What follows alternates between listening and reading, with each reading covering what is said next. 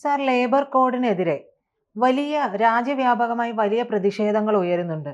ഈ കേരളവും പറഞ്ഞിട്ടുണ്ട് ഇത് കരടായിട്ട് തന്നെ ഇരിക്കും, കരടായിട്ട് തന്നെ ഇരിക്കും, അല്ലാതെ ഇവിടെ നടപ്പാക്കാൻ പറ്റില്ല എന്നൊക്കെ പറയുകയൊക്കെ ചെയ്യുകയും ചെയ്യുന്നുണ്ട്. വി ശിവൻകുട്ടി പറയുന്നത് ഇതൊക്കെ അന്നേരം തന്നെ പറഞ്ഞതാണല്ലോ, പിന്നെ ഈ സാധനം കൊണ്ട് എന്തിനാ ഇങ്ങോട്ടേക്ക് വരുന്നതെന്നാണ് ശിവൻകുട്ടി അടക്കമുള്ളവരൊക്കെ ചോദിക്കുന്നത്. സത്യത്തിൽ ഈ ലേബർ കോഡ് എന്ന് പറയുന്നത് ഇത്രമാത്രം പ്രശ്നമുള്ള ഒരു സംഭവമാണോ? അതായത് തൊഴിലാളികളുടെ അവകാശങ്ങളെ ഹനിക്കുന്നതാണോ? അവർക്ക് ഇത്രയും ബുദ്ധിമുട്ടുണ്ടാക്കുന്ന ഒരു സംഭവമാണോ? കാരണം ഇപ്പോൾ സ്വാഭാവികമായിട്ടും ബി.ജെ.പി. ഗവൺമെന്റ് എന്തെങ്കിലും കൊണ്ടുവരുമ്പോൾ പൊതുവിലൊരു സ്വീകാര്യത കിട്ടാറുണ്ട് ജനങ്ങൾക്കിടയിലേക്ക്. പക്ഷെ രാജ്യവ്യാപകമായിട്ട് പ്രതിഷേധങ്ങൾ ഉണ്ടാകുന്നു എന്ന് പറയുമ്പോൾ അതിൽ എന്തെങ്കിലും അഹിതമായതുണ്ടോ? എന്താണിത്?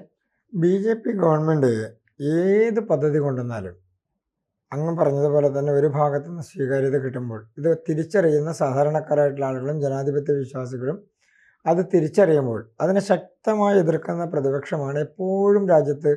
ഏത് പദ്ധതി കൊണ്ടുവന്നാലും നോക്കിക്കോളും. ഉദാഹരണത്തിന് ആയുഷ്മാൻ ഭാരത് പദ്ധതി കൊണ്ടുവന്നു, കേരളത്തിൽ നടപ്പാക്കില്ല എന്ന് പറഞ്ഞു.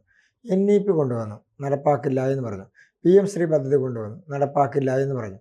അപ്പോൾ കേരളത്തിൽ ഏത് പദ്ധതി വന്നാലും നടപ്പാക്കില്ല എന്ന് പറയുന്നവരാണ് ആദ്യം. ഏത് പദ്ധതിയുമായി ബന്ധപ്പെട്ടുകൊണ്ടും കേന്ദ്ര ഗവൺമെൻറ് കൊണ്ടുവന്നാൽ അത് കേരളത്തിലെ ഏതോ ഇടതുപക്ഷ വിരുദ്ധമായിട്ടുള്ള ഒരു സംവിധാനത്തിനെതിരെ കൊണ്ടുവരുന്നതാണ് എന്നുള്ളതാണ് അവരുടെ ഒരു പൊതുധാരണ. അപ്പോൾ അതുകൊണ്ട് ശ്രീ ശിവൻകുട്ടിയെ പോലുള്ള ആളുകളുടെ എതിർപ്പൊന്നും ഇതിൽ കാര്യമാക്കേണ്ട ഒരു എതിർപ്പല്ല. നമ്മുടെ രാജ്യത്ത് നിലനിൽക്കുന്ന എല്ലാ ലേബർ നിയമങ്ങളൂടി ക്രോഡീകരിച്ചുകൊണ്ടാണ് ലേബർ കോഡ് 4 വിഭാഗങ്ങളായി പ്രധാനമായിട്ടും കൊണ്ടുവന്നിട്ടുള്ളത്. അത് സാലറി കോഡുമായി ബന്ധപ്പെട്ടുകൊണ്ടാണെങ്കിലും ഇൻഡസ്ട്രിയൽ റിലേഷൻസുമായി ബന്ധപ്പെട്ടുകൊണ്ടാണെങ്കിലും അതുപോലെ തന്നെ സാമൂഹിക സുരക്ഷയുമായി ബന്ധപ്പെട്ടുകൊണ്ടാണെങ്കിലും തൊഴിൽ ആരോഗ്യം തൊഴിലുറപ്പ് മീൻസ് എംപ്ലോയ്മെൻറ്റ് ഗ്യാരണ്ടി ഇതെല്ലാമായി ബന്ധപ്പെട്ടുകൊണ്ടാണെങ്കിലും ഒക്കെ കൊണ്ടുവന്നിട്ടുള്ളത്. ഇതുവരെ ഉണ്ടായിരുന്ന ലേബർ നിയമങ്ങളെല്ലാം പൊതുവായി ക്രോഡീകരിച്ചുകൊണ്ട് അതിനെ ഒരു ചട്ടക്കൂടിൻ്റെ അകത്തേക്ക് കൊണ്ടുവന്നു എന്നുള്ളതാണ്. മറ്റൊന്ന്, എത്രയോ പതിറ്റാണ്ടുകളായി നിലനിൽക്കുന്ന തൊഴിൽ നിയമങ്ങളും തൊഴിൽ സാഹചര്യങ്ങളും സംവിധാനങ്ങളുമാണ് രാജ്യത്തുള്ളത്. പക്ഷേ ഇന്ന് അതിന് എത്രയോ മാറ്റം വന്നിരിക്കുന്നു. ഉദാഹരണത്തിന് ഒരു കാലഘട്ടത്തിൽ ഓൺലൈൻ മേഖലയിൽ തൊഴിലെടുക്കുന്ന ആളുകൾ, ഉദാഹരണത്തിന് നമ്മൾ സംസാരിക്കുന്ന ഒരു ഓൺലൈൻ പ്ലാറ്റ്ഫോമുമായി ബന്ധപ്പെട്ടുകൊണ്ടാണ്. അങ്ങനെയുള്ള മേഖലകളിലെ online trading, online business, online commodity sale ഇങ്ങനെ തുടങ്ങി ഓൺലൈനിൽ നടക്കുന്നൊരു വലിയ പ്ലാറ്റ്ഫോം ബിസിനസ്സുണ്ട്. മറ്റൊന്ന്, അതിൽ തൊഴിലെടുക്കുന്ന ആളുകളുണ്ട്. ഇവർ എവിടെയെങ്കിലും ഏതെങ്കിലും തരത്തിൽ വിഭാവനം ചെയ്യപ്പെട്ടിട്ടുണ്ടോ? ഉദാഹരണത്തിന് നമ്മുടെ യൂബർ സംവിധാനങ്ങൾ, Uber means it's A platform, അതല്ലെങ്കിൽ ഓൺലൈനിലൂടെ ബുക്ക് ചെയ്യുന്ന സംവിധാനങ്ങൾ. ഇതിലെ തൊഴിലാളികൾ, ബുക്ക് ചെയ്യുന്ന ആളുകൾ അവർ അതിൻ്റെ ബെനിഫിറ്റ് അനുഭവിക്കുന്ന ആളുകളാണെങ്കിൽ അവർ കൺസ്യൂമർ എന്നുള്ള നിലക്കോ മറ്റേതെങ്കിലും തരത്തിലോ നിയമത്തിൻ്റെ പരിധിയിലേക്ക് വരാം. പക്ഷേ ഇതെല്ലാം അസംഘടിത മേഖലകളാണ്. അതായത് ഈ തരത്തിൽ വരുന്ന എല്ലാ ഓൺലൈൻ ട്രേഡിങ്ങുമായി ബന്ധപ്പെട്ടുകൊണ്ട് വരുന്ന ഇപ്പം നമ്മുടെ സ്വിഗ്ഗി അടക്കമുള്ള നിരവധി പ്ലാറ്റ്ഫോമുകളിലൂടെ നടക്കുന്ന സെയിൽസ്, ഇതിലെ തൊഴിലാളികൾ എന്ന് പറഞ്ഞാൽ ഇവരെല്ലാം അസംഘടിത മേഖലയിലെ തൊഴിലാളികളാണ്. ഈ തരത്തിൽ നിരവധി മേഖലകൾ, പ്രത്യേകിച്ച് IT മേഖലയുടെ ഡെവലപ്മെൻറ്റ് ഉണ്ടായതോടുകൂടി രാജ്യത്ത് പൊതുവായി ഈ തരത്തിൽ സ്വയം തൊഴിലുകൾ, സ്റ്റാർട്ടപ്പുകൾ, അതുപോലെ തന്നെ സ്വതന്ത്രമായി തൊഴിലെടുക്കാൻ കഴിയുന്ന സംവിധാനങ്ങൾ ഉൾക്കൊള്ളുന്ന മേഖലകൾ, അത് വളരെ വലിയ തരത്തിൽ, അത് പരമ്പരാഗതമായി നിലനിന്നിരുന്ന കമ്പനികൾ, വലിയ മുതൽ മുടക്കുള്ള കമ്പനികൾ, അതല്ലെങ്കിൽ ചെറുകിട സ്ഥാപനങ്ങളും വ്യവസായങ്ങളും അല്ലെങ്കിൽ MSME സെക്ടറൊക്കെ പോലെ വരുന്ന സെക്ടറുകൾ, ഇങ്ങനെയുള്ള ചില സംവിധാനങ്ങൾ ഒഴിച്ചു നിർത്തിക്കഴിഞ്ഞാൽ പുതുതായി വന്നിട്ടുള്ള വ്യാപാര വ്യവസായ വാണിജ്യ മേഖലകളിലെ സംവിധാനങ്ങളിലെ തൊഴിലാളികൾ, ആ തൊഴിലാളികൾ ഒരു തരത്തിലും ഒരു ഏതെങ്കിലും തരത്തിലുള്ള ബെനിഫിറ്റുകളുടെയോ ഏതെങ്കിലും തരത്തിലുള്ള തൊഴിൽ നിയമങ്ങളുടെ ഭാഗമായി പ്രൊട്ടക്റ്റ് ചെയ്യപ്പെടുന്നതിൽ പരിമിതി അനുഭവിക്കുന്ന ആളുകളാണ്. അപ്പോൾ അതെല്ലാം ഒരു ഭാഗത്ത് ചർച്ച ചെയ്യപ്പെടുകയും പരിശോധിക്കപ്പെടുകയും പരിഗണിക്കപ്പെടുകയും ചെയ്യുന്ന ഒരു സാഹചര്യത്തിലേക്ക് മാറുന്നു. പിന്നെ ഒന്ന്, നമ്മുടെ തൊഴിൽ മേഖലകളിൽ ഉണ്ടായിരുന്ന സാഹചര്യങ്ങളിൽ വന്നിട്ടുള്ളൊരു പ്രധാനപ്പെട്ട മാറ്റം. ഉദാഹരണത്തിന് പഴയ കാലഘട്ടങ്ങളിൽ 500 കോടിയോ 1000 കോടിയോ മുടക്കി പണിയുന്ന ഒരു വലിയ കമ്പനിയിൽ 100, 200, 300, 500, 1000 വരെ തൊഴിലാളികൾ പണിയെടുക്കുന്ന സ്ഥാപനങ്ങളോ തൊഴിൽ മേഖലകളോ ഉണ്ടാകാം. പക്ഷെ ഇന്ന് അതിൽ നിന്ന് മാറി വെറും 5 ലക്ഷമോ 10 ലക്ഷമോ മുതൽ മുടക്കുമ്പോൾ 5000-ഉം 10,000-ഉം ആളുകൾ തൊഴിലെടുക്കുന്ന പ്ലാറ്റ്ഫോമുകളിലേക്ക് മാറി ഈ സിസ്റ്റം. ചെറിയ മുതൽ മുടക്കിൽ തന്നെ ആയിരങ്ങൾ ഏജൻസായോ അല്ലെങ്കിൽ തൊഴിൽ മേഖലയുടെ ഭാഗമായോ മാറുന്ന ഒരു സാഹചര്യത്തിലേക്ക് മാറി. അപ്പോൾ ഇവരുടെ എല്ലാം പ്രൊട്ടക്ഷൻ എവിടെ പോകുന്നു, ഇവരുടെ എണ്ണം എവിടേക്ക് മാറുന്നു?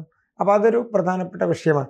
ഇതെല്ലാം കണക്കാക്കിക്കൊണ്ടായിരിക്കണം ഒരുപക്ഷെ സ്വാഭാവികമായും ഗവൺമെൻറ്റിന് കിട്ടിയിട്ടുള്ള നിർദ്ദേശങ്ങളോ അല്ലെങ്കിൽ പരാതികളോ ആ കാര്യങ്ങളെല്ലാം പരിഗണിച്ചുകൊണ്ടായിരിക്കാം ഈ തരത്തിൽ പൊതുവായിട്ടുള്ള മാറ്റത്തിന് വേണ്ടി തയ്യാറായിട്ടുള്ളത്. അവിടെയും സർക്കാർ എടുത്തിട്ടുള്ള നിലപാട് ചർച്ച ചെയ്യില്ല എന്നോ സർക്കാർ എടുത്തിട്ടുള്ള നിലപാട് ഇത് മർക്കടമുഷ്ടി ഉപയോഗിച്ച് നടപ്പാക്കുന്നു എന്നുള്ളതല്ലല്ലോ. വീണ്ടും ചർച്ചകൾക്കുള്ള അവസരങ്ങളുണ്ട്, മാറ്റങ്ങൾ വരുത്താനുള്ള സാഹചര്യങ്ങളുണ്ട്. തെറ്റായ നിർവചനത്തിൻ്റെ ഭാഗമായി വരുന്ന ഏതെങ്കിലും കാര്യങ്ങളാണെങ്കിൽ അവിടെയും ചർച്ചകൾക്കുള്ള സാഹചര്യങ്ങളുണ്ട്. ഇവിടെ ഒരു പ്രധാനപ്പെട്ട വിഷയമുള്ളത് ഇപ്പോൾ ഗ്രാറ്റുവിറ്റിയെ സംബന്ധിച്ച്, ആനുകൂല്യങ്ങളെ സംബന്ധിച്ച് ഇപ്പോൾ PF ലഭിക്കുന്നതുമായി ബന്ധപ്പെട്ടുകൊണ്ട് അതിൽ മാറ്റം വന്നിരിക്കുന്നു. അതുപോലെ തന്നെ തൊഴിൽ മേഖലയിൽ വരുന്ന ആളുകളെ സംബന്ധിച്ച് അവരുടെ ഉദാഹരണത്തിന് നിർമ്മാണ മേഖലയിൽ പണിയെടുക്കുന്ന ആളുകൾ, ഹോസ്പിറ്റാലിറ്റി മേഖലയിൽ പണിയെടുക്കുന്ന ആളുകൾ, ഇതൊക്കെ എന്ന് പറഞ്ഞാൽ അസംഘടിത മേഖല മാത്രമല്ല, നിരവധി ഇഷ്യൂസ് ഫേസ് ചെയ്യുന്ന മേഖലകളാണ് ഇതെല്ലാം. ഇതെല്ലാം അവരുടെ പ്രൊട്ടക്ഷൻ്റെ ഭാഗമായി ജോലി സംരക്ഷണത്തെ സംബന്ധിച്ചും ശമ്പളത്തെ സംബന്ധിച്ചും ആനുകൂല്യങ്ങളെ സംബന്ധിച്ചും എല്ലാം പ്രൊട്ടക്റ്റ് ചെയ്യപ്പെടുന്ന സാഹചര്യത്തിലേക്ക് മാറി. മറ്റൊന്ന് അവധിയും വേതനവും. ഉദാഹരണത്തിന് 180 ദിവസം എന്നുള്ളത് 240 ദിവസത്തിലേക്ക് ജോലി ചെയ്യുന്ന 180 ദിവസത്തിലേക്കായി കുറഞ്ഞു. അപ്പോൾ ആ തരത്തിൽ നിരവധി മേഖലകളെ സംബന്ധിച്ച് നിർവചനങ്ങൾക്ക് മാറ്റം വന്നു, അതിൻ്റെ കണ്ടീഷൻസിന് മാറ്റം വന്നു. ഇതെല്ലാം ഒരുപക്ഷെ സാഹചര്യങ്ങൾ മാറുന്നതിനനുസരിച്ച് നമ്മുടെ സമൂഹത്തിലുണ്ടാകുന്ന തൊഴിൽ സാധ്യതകൾ മാറുന്നതിനനുസരിച്ച് മാറുന്ന ഒരു സാഹചര്യമായിരിക്കാം. ഉദാഹരണത്തിന് ഇടതുപക്ഷ നിലപാടുകൾ പലപ്പോഴും കമ്പ്യൂട്ടർ വന്ന സമയത്ത് അതിനെതിരായിരുന്നു, ട്രാക്ടർ വന്ന സമയത്ത് അതിനെതിരായിരുന്നു. അപ്പോൾ ഏത് പുതിയ സംവിധാനം വന്നാലും അല്ലെങ്കിൽ പുതിയൊരു മേഖല തെളിഞ്ഞു വന്നാലും പുതിയൊരു മേഖലയിലേക്കുള്ള സാധ്യതകൾ ഉണ്ടായാലും അതിനെയെല്ലാം ആദ്യം എതിർക്കുക, പിന്നീട് അംഗീകരിക്കുക. പക്ഷെ ഇത്തവണ രാജ്യത്തെമ്പാടും ഇത്തരത്തിലുള്ള പ്രതിഷേധങ്ങൾ ഉയരുന്നുണ്ട്. കേരളത്തിൽ മാത്രമായിട്ട് നമുക്ക് ഇതിനെ കാണാനും സാധിക്കില്ല. നമ്മുടെ രാജ്യത്ത് SIR നടപ്പാക്കാൻ സർക്കാർ തീരുമാനിച്ചു. രാജ്യം മുഴുവൻ എതിർത്തു, ഇപ്പോഴും എതിർത്തുകൊണ്ടിരിക്കുകയാണ്. പ്രതിപക്ഷ പാർട്ടികളും പ്രതിപക്ഷ സംവിധാനങ്ങളും എപ്പോഴും സർക്കാർ കൊണ്ടുവരുന്ന ഒരു സംവിധാനത്തെ ആദ്യം ഒന്ന് ഇകഴ്ത്തി കാണിക്കുക, പിന്നെ ഒന്ന് പ്രചരണത്തിൻ്റെ ഭാഗമായി കാണിക്കുക, മറ്റൊന്ന് അതിനെ ഇല്ലാതെയാക്കാൻ പറ്റുമോ എന്ന് നോക്കുക, അതിനുശേഷം അതിനെ എല്ലാ തരത്തിലും പ്രചരിപ്പിച്ച് ഇതൊരു വലിയ കുഴപ്പം പിടിച്ച സംവിധാനമാണെന്ന് പറയുക. ഇതൊക്കെ നിരന്തരമായി നടക്കുന്ന പ്രോസസ്സാണ്. പക്ഷെ ജനങ്ങൾ ഇത് തിരിച്ചറിയാൻ തുടങ്ങുന്നതോടുകൂടി ജനങ്ങൾ ഇത് അംഗീകരിക്കാൻ തുടങ്ങും. ഉദാഹരണത്തിന് ഞാൻ നേരത്തെ പറഞ്ഞ 1-2 മേഖലകൾ എടുത്ത് പറയാം. ഡെലിവറി റൈഡർമാർ, ക്യാബ് ഡ്രൈവർമാർ, ഫ്രീലാൻസർമാർ, പ്ലാറ്റ്ഫോം തൊഴിലാളികൾ. സർക്കാർ പ്രത്യേകമായി എടുത്തു പറഞ്ഞിരിക്കുന്ന ചില മേഖലകളാണ്. ഇതാണ് ഞാൻ തുടക്കത്തിൽ തന്നെ സൂചിപ്പിച്ചത്. ഈ തരത്തിലുള്ള അസംഘടിത മേഖലയിലുള്ള ആളുകളെ സംബന്ധിച്ച് അവരുടെ ഇൻഷുറൻസ്, അവരുടെ പരിരക്ഷ, ഇതൊക്കെ പ്രധാനപ്പെട്ട വിഷയങ്ങളാണ്. ഉദാഹരണത്തിന് തൊഴിലെടുക്കുന്ന സ്ഥലങ്ങളിലെ നിയമനവും പിരിച്ചുവിടലുമൊക്കെ 100 തൊഴിലാളികളുടെ അടുത്തുനിന്ന് ഉള്ള സ്ഥലങ്ങളിൽ നേരത്തെ അതിന് തീരുമാനമെടുക്കാനുള്ള അവകാശം സർക്കാരിൽ ചോദിച്ച് അനുവാദം ലഭിച്ചതിന് മാത്രമേ സാധിക്കുകയുള്ളായിരുന്നു. ഇപ്പോൾ അത് 300ലേക്ക് വർദ്ധിപ്പിച്ചു. അതിൻ്റെ ഒരു പ്രധാനപ്പെട്ട കാരണം ഈ മേഖലകളിലുള്ള തൊഴിലാളികളുടെ എണ്ണത്തിൻ്റെ വർധനമാണ്. ഇപ്പോൾ നമ്മുടെ രാജ്യത്ത് സർക്കാർ മേഖലയിൽ തൊഴിൽ എടുക്കുന്ന ആളുകളുടെ എണ്ണത്തെ സംബന്ധിക്കുന്ന പലപ്പോഴും വിമർശനങ്ങൾ ഉയർന്നു വരാനുണ്ട്.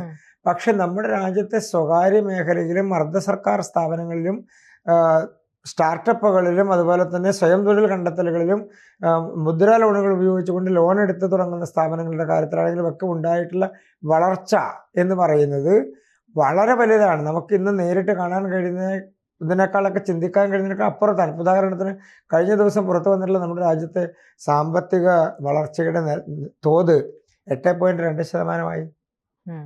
നമ്മൾ 6 അല്ലെങ്കിൽ 7 എന്നൊക്കെ പറഞ്ഞുകൊണ്ടിരുന്ന വളർച്ച ഇന്ന് ജപ്പാനെ മറികടന്ന് നമ്മൾ 8.2 മാറിയിരിക്കുന്നു. ലോകത്ത് ഏറ്റവും കൂടുതൽ വളർച്ച 2 പാദങ്ങളിലായി, സാമ്പത്തിക വളർച്ചാ പാദങ്ങളിലായി നമ്മുടെ രാജ്യം തുടർച്ചയായി 2 തവണയായി വലിയ വളർച്ച നേരിട്ടുകൊണ്ടിരിക്കുന്ന രാജ്യമായി മാറിയിരിക്കുന്നു. 6 തവണയായി 6 സാമ്പത്തിക പാദങ്ങളിലായി എന്ന് പറഞ്ഞാൽ 6 മാസം കൂടുന്ന അല്ലെങ്കിൽ 3 മാസം കൂടുന്ന വാല്യൂഷൻ പോയിന്റ്സിലെല്ലാം ഇത് 6 തവണകളിലായി നമ്മുടെ രാജ്യം വളർച്ച മാത്രമാണ് കാണിച്ചുകൊണ്ടിരിക്കുന്നത്. അപ്പോൾ ഇത് ലോകത്തിലെ ഏറ്റവും വലിയ മാറ്റത്തിൻ്റെ ഒരു പ്രതിഭാസമായി മാറുന്നൊരു സംവിധാനമല്ലേ. മറ്റൊന്ന് തൊഴിൽ സമയത്തെ സംബന്ധിച്ച് 48 മണിക്കൂർ തൊഴിൽ അല്ലെങ്കിൽ എന്നുള്ള സംവിധാനം ആഴ്ചയിൽ എന്നുള്ളത് 12 മണിക്കൂർ അല്ലെങ്കിൽ 5 ദിവസം ആഴ്ചയിൽ 9.5 മണിക്കൂർ എന്നിങ്ങനെ സമയം ക്രമീകരിക്കപ്പെട്ടു. മറ്റൊരു പ്രധാനപ്പെട്ട കാര്യം, ജീവനക്കാരെ നിയമിക്കുന്നതുമായി ബന്ധപ്പെട്ടുകൊണ്ട് ഏതൊരാളെയും നേരത്തെ സ്ഥിരമായി നിയമിക്കുക, പെർമനന്റ് എംപ്ലോയ്മെന്റ് എന്നുള്ളതാണല്ലോ നമ്മുടെ ഒരു കൺസെപ്റ്റ്, അതെ. സ്ഥിര നിയമനം. ഉം. അതിൽ നിന്ന് മാറി ടെമ്പററി എംപ്ലോയ്മെന്റിലേക്ക് അടുത്ത കാലത്ത് നമ്മുടെ രാജ്യത്ത് നിരവധി മേഖലകൾ മാറി. ഹയർ ചെയ്യുക, തൽക്കാലത്തേക്ക് ജീവനക്കാരെ ഹയർ ചെയ്യുക, അത് ആവശ്യം കഴിയുമ്പോൾ അവർക്ക് ഇഷ്ടമുള്ള മേഖലയിലേക്ക് പോവാം.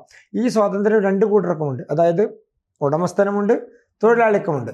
എംപ്ലോയർക്കും എംപ്ലോയിക്കും ആ സ്വാതന്ത്ര്യമുണ്ട്.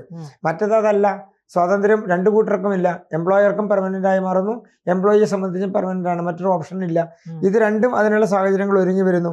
അപ്പോൾ ഈ തരത്തിൽ നമ്മുടെ തൊഴിൽ മേഖലകളിൽ ഉണ്ടാകുന്ന പൊതുവായിട്ടുള്ള മാറ്റം, അത് ലോകത്ത് ഒരു കാലഘട്ടത്തിൽ വലിയ വളർച്ചയിലേക്ക് പോയിക്കൊണ്ടിരുന്ന രാജ്യങ്ങളിൽ കണ്ടിരുന്നൊരു പ്രതിഭാസമാണ്.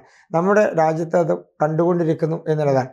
അത് കാണിക്കുന്നത് തൊഴിൽ നിയമങ്ങളിൽ ഉണ്ടാകേണ്ട ചടുലമായിട്ടുള്ള മാറ്റങ്ങളും അത് അക്സെപ്റ്റ് ചെയ്യാൻ തയ്യാറാകുന്ന സമൂഹമാണ്. ഉദാഹരണത്തിന്, അത്യപൂർവം ചില രാഷ്ട്രീയ സംവിധാനങ്ങളിൽ നിന്നല്ലാതെ ഏതെങ്കിലും ഒരു അസംഘടിത തൊഴിൽ മേഖലയിൽ തൊഴിലെടുക്കുന്ന ആളുകൾ കൂട്ടമായി വന്ന് സമരത്തിന് വന്നോ, പ്രക്ഷോഭത്തിന് വന്നോ, രംഗത്ത് വന്നോ? ഇല്ലല്ലോ. എന്തുകൊണ്ട് വരുന്നില്ല? ആ മേഖലകളെല്ലാം പ്രൊട്ടക്റ്റ് ചെയ്യപ്പെടുന്നു. തൊഴിലാളികൾക്കുള്ള ബെനിഫിറ്റുകൾ എന്താണെന്ന് മനസ്സിലാക്കാൻ കഴിയുന്നു. അതല്ലെങ്കിൽ അത് എങ്ങനെ അവർക്ക് പ്രയോജനകരമായി മാറാൻ കഴിയുന്നു എന്നുള്ളത് മനസ്സിലാക്കുന്ന ആളുകൾ പുറത്തേക്ക് വരില്ല. രാഷ്ട്രീയം പറഞ്ഞുകൊണ്ട് നമുക്കൊരു പദ്ധതിയെ അല്ലെങ്കിൽ ഒരു സംവിധാനത്തിനെ എതിർക്കാം. പക്ഷേ അത് ഫലവത്താകുമ്പോൾ ആ ഫലവത്താകുന്ന സംവിധാനത്തിൻ്റെ ബെനിഫിഷ്യറീസ് അവരത് മനസ്സിലാക്കൽ അവർ രംഗത്ത് വരില്ല. ഉദാഹരണത്തിന്, കേരളത്തിൽ PMC നടപ്പാക്കില്ല എന്ന് പറഞ്ഞു. ഏതെങ്കിലും ആളുകൾ സമരത്തിന് വന്നോ? സർക്കാരിലെ ചില മന്ത്രിമാർ ആരോപണങ്ങൾ ഉന്നയിച്ചതൊഴിച്ചാൽ അവർക്ക് ഒടുവിൽ ഒപ്പിടേണ്ടി വന്നില്ലേ, അംഗീകരിക്കേണ്ടി വന്നില്ലേ? അപ്പോൾ മന്ത്രിമാർ എന്തെങ്കിലും ആരോപണം ഉന്നയിക്കുന്നു എന്നുള്ളത് ഒരു പൊതുജന വികാരത്തിൻ്റെ ഭാഗമായി കണക്കാക്കേണ്ടതില്ല. അതിൽ പച്ചയായ രാഷ്ട്രീയം മാത്രമേ ഉള്ളൂ. അതിൽ പച്ചയായിട്ടുള്ള ഒരു സർക്കാർ വിരുദ്ധത, കേന്ദ്ര വിരുദ്ധത മാത്രമേ അതിനകത്തുള്ളൂ. അതിനപ്പുറത്തേക്ക് അതിനെ കാണേണ്ടതില്ല. കൂടുതൽ വാർത്തകളും വിശേഷങ്ങളും നിങ്ങളിലേക്ക് എത്താൻ ABC മലയാളം സബ്സ്ക്രൈബ് ചെയ്യുക, ബെൽ ബട്ടണും അമർത്തുക.